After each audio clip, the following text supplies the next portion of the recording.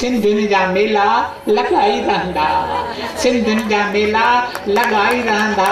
भल मुंबई हुजे या अहमदाबाद, भल पूना हुजे या सिकंदराबाद, सिंधियुनि जा मेला लॻाई रहंदा, लॻाई रहंदा, लॻाई रहंदा। मुंहिंजा प्यारा भाउरो, मुंहिंजूं भेनरूं, चेटीचंड असीं मल्हायूं था। चेटीचंड असीं नए साल जो नओं ॾींहुं करे मल्हाईंदा आहियूं। अॼु ॼण त असीं नए साल में पेर पायूं था।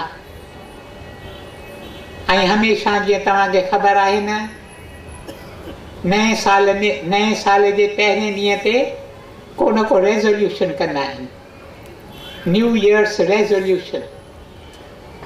But those resolutions are made in the morning, they are broken before the sun sets. I don't want you to have such a resolution. Resolution ताईं अहिड़ो करियो जो सॼो साल उन ते तव्हीं पका रहो। जेको रेज़ोल्यूशन तव्हांखे वञे तव्हीं खणो, उन ते सॼो साल पका रहो। मुंहिंजा प्यारा भाउरो, मुंहिंजूं भेनरूं, ऐं मूंखे हीअ सजेशन थी त जेकर हिन साल में असीं कोशिश करियूं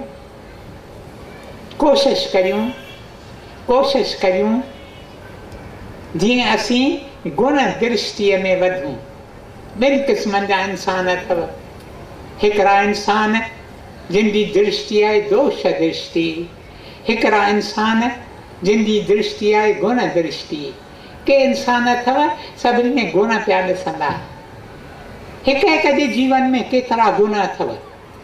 जेकॾहिं तव्हीं चाहियो त तव्हांखे चित शांति हुजे त उन जो रस्तो हिकु ई अथव, कंहिंजो बि अवगुण न ॾिसो, सभिनी जा गुण ॾिसो।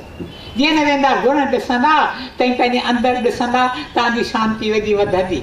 ऐं यादि रखिजो, the richest treasure of life is peace of mind. There is nothing richer than peace of mind. If you have peace of mind and nothing else, you are the happiest of men. इन करे पाण सां अॼु असीं इहो resolution जे करे खणी वञूं त हींअर खां वठी right from this very moment असीं ॿियनि में गुण ॾिसंदासीं, अवगुण कोन ॾिसंदासीं, दोष दृष्टि न रखंदासीं, असीं गुण दृष्टि रखंदासीं।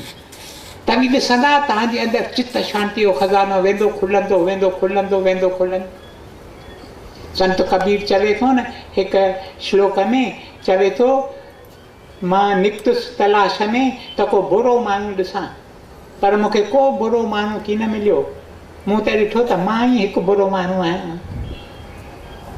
इहा रियलाइज़ेशन जॾहिं अचे थी, then we draw closer to the lotus feet of the Lord, and then it is that this treasure of the peace of mind wakes up within us.